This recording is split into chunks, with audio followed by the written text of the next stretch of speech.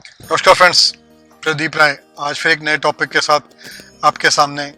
मेरे कई फ्रेंड्स और कई मेरे कस्टमर्स, हाँ मैं ऑलरेडी एक वर्कशॉप रन करता हूँ, तो मेरे बहुत सारे कस्टमर्स या बहुत सारे अजीज लोग मुझसे पूछते थे कि एक अच्छी वर्कशॉप के लिए क्या प्लानिंग होनी चाहिए। तो आज हमारा जो टॉपिक है, एक अच्छी वर्कशॉप के लिए हमें क्या करना चाहिए। मैं पहले ये बताना चाहूँगा कि एक अच्छी वर्कशॉप के लिए कौन लोग एलिजिबल है, मतलब किन लोगों को एक अच्छी वर्कशॉप का प्लान करना चाहिए। आज के सिनेरियो में इस टाइट मार्केट में वर्कशॉप बिजनेस एक अच्छा बिजनेस है। कार वर्कशॉप, और कार वर्कशॉप के लिए मैं उन लोगों को इस बिजनेस के लिए बेस्ट कैंडिडेट मानता हूं जिन लोगों के पास तीन चीज हैं। पहला, जिनके पास ऑटोमोबाइल का ऑलरेडी एक्सपोजर है, मतलब वो ऑलरेडी ऑटोमोबाइल में कहीं काम कर चुके हैं। दूसरा, जिनकी फैमिली में कोई ऑटोमोबाइल में ऑलरेडी कहीं वर्क कर रहा है या फैमिली में किसी का एक्सपोजर है। तीसरा, वो लोग जिनको ऑटोमोबाइल से बहुत ज़्यादा लगाव है, जिनका पैशंस कार है। ये तीन लोग एक अच्छी वर्कशॉप रन करने के लिए मैंडेटरी कंडीशंस हैं। अभी हम बात करते हैं कि अच्छी वर्कशॉप होती क्या है। एक अच्छी वर्कशॉप बीइंग ए कस्टमर, मैं आपको बताना चाहूँगा कि एक अच्छी वर्कशॉप के लिए कस्टमर के पॉइंट ऑफ व्यू से वर्कशॉप अच्छी है बुरी है, ये कस्टमर के पॉइंट ऑफ व्यू होते हैं। तो एक कस्टमर के पॉइंट ऑफ व्यू से एक अच्छी वर्कशॉप वो वर्कशॉप होती है जिस वर्कशॉप के लिए कस्टमर को किसी भी काम के लिए, मतलब कस्टमर एक गाड़ी रखता है और गाड़ी के किसी भी काम के लिए कस्टमर को कभी भी किसी भी टाइम किसी भी प्रॉब्लम में, किसी भी गाड़ी की खराबी के लिए किसी और को अप्रोच ना करना पड़े। वन स्टॉप सॉल्यूशन, मतलब कस्टमर आपके पास आए, उसकी सारी प्रॉब्लम का सॉल्यूशन आपके पास हो। अब हम बात करते हैं कौन कौन सी प्रॉब्लम या किस प्रकार का सॉल्यूशन कस्टमर चाहता है। पहला, कस्टमर को यह पता होना चाहिए कि गाड़ी में कब क्या काम होता है, और यह कौन बताएगा? एक अच्छी वर्कशॉप। तो जैसे ही आपके पास कोई कस्टमर आता है, आपके डेटा में वो एंटर हो जाता है, तो अब आपकी रिस्पॉन्सिबिलिटी बनती है कि टाइम टू टाइम कस्टमर को पीरियोडिक मेंटेनेंस के लिए आपके यहाँ से कॉल जाए। कस्टमर को हर किसी एक्सपेंस के बारे में, हर किसी काम के बारे में प्रायर पता होना चाहिए, ताकि वो एक अच्छी प्लानिंग के साथ टाइम निकाल के अपना गाड़ी का जो भी काम है वो करवा ले। कस्टमर की फर्स्ट प्रायोरिटी उसकी फैमिली होती है, फिर उसका फूड और घर होता है, और उसके बाद की जो प्रायोरिटी होती है वो होती है गाड़ी। तो दो प्रायोरिटीज को पहले फुलफिल करने के बाद वो थर्ड प्रायोरिटी में गाड़ी का काम कराएगा। इसके लिए उसको एडवांस में पता होना चाहिए कि गाड़ी में क्या काम होना चाहिए। पहली चीज ये होगी। सेकेंड चीज, जो डिस्कशन हुआ प्रायर उससे, उस डिस्कशन के विद इन फ्रेम में गाड़ी रिपेयर हो जानी चाहिए। टाइम को लेके विद इन टाइम, मतलब जो आपने उसको प्रायर इन्फॉर्म किया था कि टाइम इतना टाइम में गाड़ी ठीक होगी, वो टाइम जो आपने प्रायर इंफॉर्मेशन दी थी उसको रिपेयरिंग के कॉस्ट की, उतनी टाइम उतने कॉस्टिंग के अंदर गाड़ी रिपेयर हो जानी चाहिए। ये दो चीज बहुत मैटर करती है। फिर इसके बाद आता है, गाड़ी में कभी भी सरप्राइज एक्सपेंस ना आए। जैसे गाड़ी किसी काम के लिए आई है, आपने गाड़ी इंस्पेक्ट की है, तो आप पहले ही बता दीजिए कि इस गाड़ी में इस एरिया में भी कुछ काम बाकी है, आज हम नहीं करते इस काम को, लेकिन अगले इतने दिनों के बाद हमें ये गाड़ी में काम करना पड़ेगा, नहीं तो गाड़ी कभी भी ब्रेकडाउन हो सकती है। एक आदमी, एक कस्टमर, एक गाड़ी को रखने वाला, एक गाड़ी का ड्राइवर, ऑनर, गाड़ी ऑनर, ये सब लोगों के लिए अच्छी गाड़ी वो होती है जो गाड़ी कभी भी रास्ते में धोखा ना दे। तो मैं आपको बताना चाहूंगा कि कभी भी गाड़ी रास्ते में धोखा नहीं देती है, उसका वर्कशॉप का एक्सपीरियंस उसको धोखा दिलवाता है।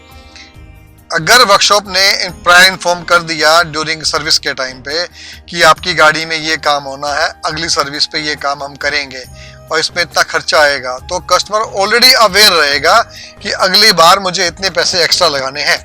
तो ये आपको पहले से बताना पड़ेगा। ये तीन चीज होगी जो कस्टमर आपसे चाहता है। चौथी चीज, कस्टमर ये चाहता है कि मान लीजिए कि गाड़ी में 3 घंटे लगने हैं, मैं आपको बताऊं कस्टमर अपनी गाड़ी अपने बच्चों को भी फ्रीली नहीं देता, अपनी फैमिली मेंबर को भी फ्रीली नहीं छोड़ता गाड़ी के अंदर।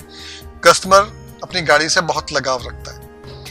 ऐसे टाइम पे जब वो गाड़ी आपको हैंड ओवर कर रहा है तो आपकी रिस्पॉन्सिबिलिटी ट्रिपल हो जाती है कि आपको गाड़ी को उतने ही ध्यान से, उतने ही केयर से रखना है अपने पास। और दूसरा ये है, कस्टमर चाहता है कि गाड़ी का जो भी काम है वो उसके सामने हो जाए। तो ये कब पॉसिबल है? जब हमने उसको प्रायर बता रखा होगा सब कुछ, तो कस्टमर भी टाइम निकाल के आएगा। मैं आपको बताता हूँ, जो कस्टमर गाड़ी का काम अपने सामने करवाता है वो हमेशा वर्कशॉप से सेटिस्फाई रहेगा। ये आप माइंड कर लीजिए। हर कोई चाहता है कि उसका सारा काम गाड़ी के सामने हो जाए। और ये कब पॉसिबल है? जब आप उसको प्रायर इन्फॉर्म करेंगे। प्रायर इन्फॉर्म करने से, प्रायर इन्फॉर्म मतलब एक्सपेंसेस और टाइम, तो वो प्लान बना के आएगा, प्रॉपर प्लानिंग के साथ आएगा, आपके साथ बैठेगा, टाइम स्पेंड करेगा। जब वो यहाँ पे बैठ के टाइम स्पेंड करेगा ना, तो आपके पास एक और अपॉर्चुनिटी रहेगी कि आप उसको कुछ और मार्केटिंग टिप्स दे सकते हैं, कुछ और सेल कर सकते हैं, कुछ एक्स्ट्रा उसको गाड़ी के बारे में बता सकते हैं। हो सकता है कि उसकी पॉकेट उस दिन अलाउ ना करे, बट उसके माइंड में अगर वो चीज़ आ जाती है तो डेफिनेटली एक गाड़ी ऑनर और एक कस्टमर वो प्लान करेगा और आपके साथ चलेगा। फिर आता है सबसे एक क्रूशियल फेज। वो सभी गाड़ी के साथ नहीं होता, पर जो भी गाड़ी के साथ होता है उस टाइम वो आपका पूरा साथ चाहता है। वो होता है गाड़ी का रोड एक्सीडेंट।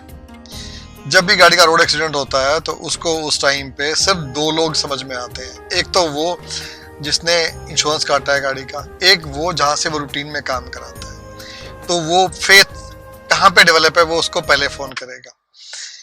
अगर उसने इंश्योरेंस वाले को फोन किया तो इंश्योरेंस वाले को जो समझ में आएगा वो वहां पे वर्कशॉप पे गाड़ी भेजेगा। लेकिन अगर आपका फेथ अच्छा होगा तो वो पहले आपको फोन करेगा और फिर वो आपसे सलाह मांगेगा। और मैं ये कहता हूँ कि इस टाइम पे जो कस्टमर को सपोर्ट कर दे, इस टाइम पे जो कस्टमर को संभाल ले, इस टाइम पे, क्योंकि वो मेंटली डिस्टर्ब हो रहा होता है, उसको एक लॉस हो चुका होता है, दुर्घटना में उसका अंदर से हिल चुका होता है। ऐसे टाइम पे उसको एक मॉरल सपोर्ट चाहिए, एक फाइनेंशियल सपोर्ट चाहिए। तो वो सपोर्ट हम कैसे दे सकते हैं? अगर हम अपना फेथ डेवलप कर लेते हैं और वो गाड़ी हम लोग रिपेयर करते हैं, हमारे यहाँ गाड़ी आती है और हम वो गाड़ी ठीक से रिपेयर कर देते हैं, तो मैं कहता हूँ वो कस्टमर किसी भी कंडीशन में बाहर ट्राई भी नहीं करेगा। वो आपके लिए वन स्टॉप सॉल्यूशन हो जाएगा। वो ये कहेगा कि गाड़ी के मामले में यार फलां वर्कशॉप से मेरी बात हो चुकी है, या फलां वर्कशॉप वाले मुझे जानते हैं, मेरे घर जैसा है, मुझे वहाँ पे कोई टेंशन नहीं है, मैं तो ब्लाइंडली। और फिर क्या होगा, कुछ दिनों के बाद वो गाड़ी को छोड़ के जाएगा आपके पास, वो गाड़ी के पास भी नहीं रहेगा। उसको इतना कॉन्फिडेंस डेवलप हो जाएगा कि वो कहेगा जी गाड़ी आपके हवाले है, आपकी गाड़ी है, आपने जो काम करना है करो।